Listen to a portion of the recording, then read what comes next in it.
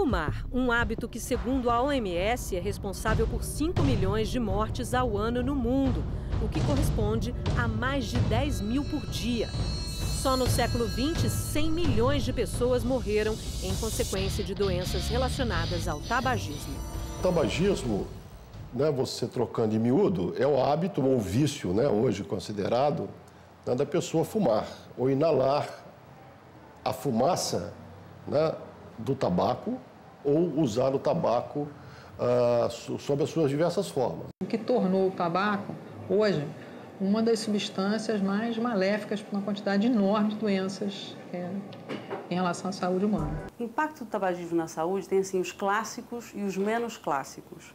Os clássicos são, por exemplo, câncer de pulmão, enfisema, bronquite crônica, câncer de bexiga, câncer de mama está relacionado a tabagismo hoje em dia, câncer de esôfago, de traqueia, vários tipos de câncer. Esses são os clássicos, né? Fora bronquite e enfisema. A Organização Mundial da Saúde considera o tabagismo uma doença pediátrica. As pesquisas apontam que mais de 90% dos fumantes adquiriram o hábito antes dos 19 anos. 90% das pessoas que começam a fumar começam antes dos 18 anos. Então, a indústria sabe disso e os documentos da indústria mostram uma ação de marketing voltado para o jovem antes dessa faixa etária e antes da conscientização mais clara dos malefícios do uso do tabaco. O tabaco é a segunda droga mais consumida entre jovens no Brasil, segundo dados do Instituto Nacional do Câncer. E foi aqui, na Lapa, numa das noites mais agitadas do Rio de Janeiro, que a equipe do Salto para o Futuro veio conversar com alguns jovens sobre o assunto tabagismo. Comecei a fumar acho que com uns 18, 19 anos na faculdade. Depois eu fui fazendo disso um hábito. Também quando eu estava sozinha na rua era como se fosse quase uma companhia. Eu sou um profissional da saúde e eu sei que faz mal. Às vezes eu tento pela teoria parar, mas não consigo. Embora as informações sobre os riscos do consumo do tabaco tenham crescido nos últimos anos, o número de jovens fumantes preocupa pais, educadores e especialistas no tema e gera também uma inquietação. Por que os jovens começam a fumar? Tem dois motivos principais para os jovens fumarem. O primeiro é a curiosidade. Aí vem o segundo problema, que você fica sendo curioso, você experimenta.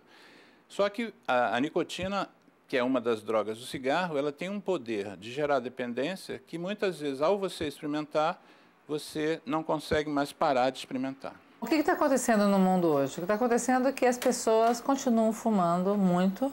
Você continua tendo uma captação de fumantes muito grande no mundo pela propaganda que não é proibida em uma boa parte, né, dos países do mundo. A restrição à propaganda de cigarros, aplicada em vários países, diminuiu a aparição do produto em diversas produções cinematográficas. Mesmo assim, ele ainda é escalado em vários filmes. No Brasil, a restrição começou no ano de 2000. Hoje já não é mais possível ver a imagem de cigarros na televisão, por exemplo.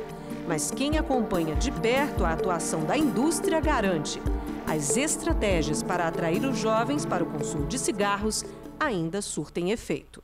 Então, de um lado, a gente vê que é um abuso do que a legislação fala e que, outro lado, a gente percebe, né, embasado também nas pesquisas que a gente tem feito, que eles continuam atingindo o objetivo deles muito bem. O mundo luta contra uma indústria extremamente poderosa, que é a indústria do tabaco. É uma indústria, veja bem, que fabrica instrumento que conduz mais rapidamente à morte do ser humano. É uma indústria que emprega muito? Sim. É uma indústria que paga altos impostos? Sim. Mas é uma indústria que, ao longo da sua história, procurou sempre dissimular e, mais do que isso, falsificar estatísticas, dados científicos sobre o grau de malignidade do produto produzido por ela sobre a saúde humana. No período colonial brasileiro, especialmente no século XVII, o fumo era considerado um produto secundário, ofuscado por outras culturas, como a da cana-de-açúcar. Mas o tabaco tinha um papel estratégico na economia. Era uma das principais mercadorias de troca para garantir o comércio de escravos ao país. Atualmente, o Brasil é o maior exportador de tabaco no mundo e o segundo no cultivo do fumo, perdendo apenas para a China. A região sul concentra a maior parte das plantações e é responsável por 95% da produção do país. Basicamente, 85% do fumo produzido no Brasil é para exportação. Atualmente, em torno de 200 mil famílias estão envolvidas com essa atividade. Essas famílias produzem aqui no Rio Grande do Sul em torno de 350 mil toneladas. 15% desse produto é destinado para o mercado interno, ele vai para as fábricas de cigarro que estão localizadas em Cachoeirinha e em Santa Cruz do Sul, e os outros 85% são destinados à exportação. A gente está na BR-116 indo para Dom Feliciano. Lá no município a gente vai conhecer histórias de quem vive da plantação do fumo e de quem já encontrou alternativas para a produção do tabaco. A família do senhor Alfredo Stasiak é uma das 2.500 famílias que vivem do plantio de fumo aqui no município de Dom Feliciano. Como é que é a sua rotina de trabalho, senhor Alfredo? Olha, a rotina de trabalho é... A gente planta fumo e... É aquela coisa, começa segunda-feira, para no fim de semana, porque tem que dar intervalo para secar o fumo e volta de novo na segunda-feira colhendo, faz um rodízio nos fornos. A fumicultura é um processo que começa em agosto com o plantio e só termina em julho, quando chega a hora de vender para as empresas. É a parte mais difícil, por causa que na lavoura vai trabalhando, colhe e tudo, mas quando chega a hora de vender o fumo é bem complicado, né? Porque às vezes eles pagam bem, às vezes pagam mal. Isso depende até na quantidade que tem do fumo ou não. Só que às vezes não é só isso. Às vezes eles não querem pagamentos, porque quem cresce mais é a firma, as empresas. Em relação às famílias que nós pudemos verificar, e foram centenas de famílias, nós chegamos à conclusão que não dá um salário mínimo por ano, por cada membro da família, o retorno financeiro. O que significa que o que está se passando para os produtores é uma grande mentira em relação ao retorno financeiro. Outro fator que tem preocupado os profissionais de saúde é a doença da folha verde. Segundo os pesquisadores, o manuseio da folha verde e úmida do fumo, sem a proteção adequada, leva à absorção da nicotina através da pele.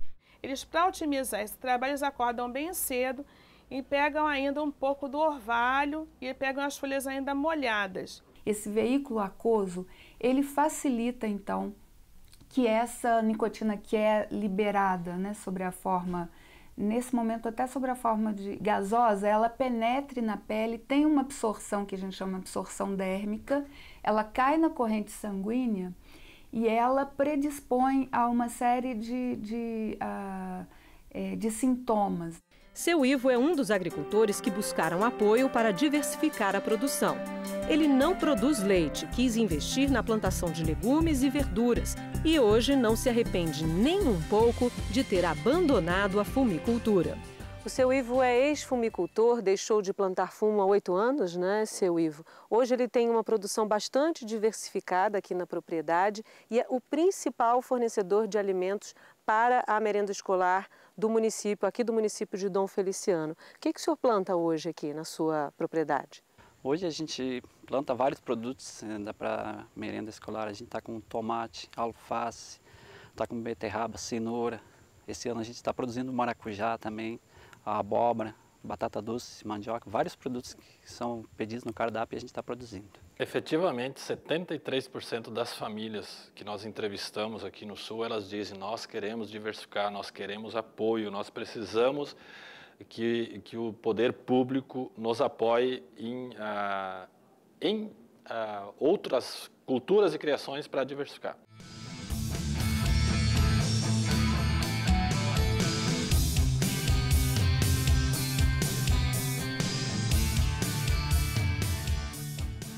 A gente fez uma caixinha de dúvidas, onde eles poderiam se expressar de maneira que não se identificassem, para não ter ninguém constrangido, e eles colocassem as dúvidas que eles tiveram ao longo do projeto, que a gente pudesse responder em conjunto. É possível um bebê desenvolver má formação congênita por ser amamentado por uma fumante? Por quê? Sim, porque no cigarro há muitas substâncias tóxicas e nicotina que vão para o leite. Eu achei bem legal, porque a gente pode tirar nossas dúvidas, resolver os nossos problemas, as perguntas que nós estávamos na nossa mente, porque algumas coisas a gente fica realmente com dúvida, a professora tenta explicar, às vezes a gente não entende direito. É uma atividade assim que participa muito das pessoas, assim, que podem tirar suas dúvidas, que não tem assim o modo de esclarecer com os pais. A importância é muito bom quando a gente vê assim, um aluno que tem um retorno para a gente. Olha, consegui falar com meu pai, ou como a gente teve aqui um pai que veio, um avô que veio dar uma palestra para a gente sobre alcoolismo, ele faz parte do AA. Então a gente está tendo um retorno muito bom. Existe muita coisa que a escola pode fazer, estimular os meninos a descobrir o que é o tabagismo, o quão cruel é essa doença, antes deles aderirem, antes deles experimentarem. Então é importante que se leve esse tema para a sala de aula para que a gente possa formar cada vez mais cidadãos e gerações futuras livres dos impactos negativos do tabagismo.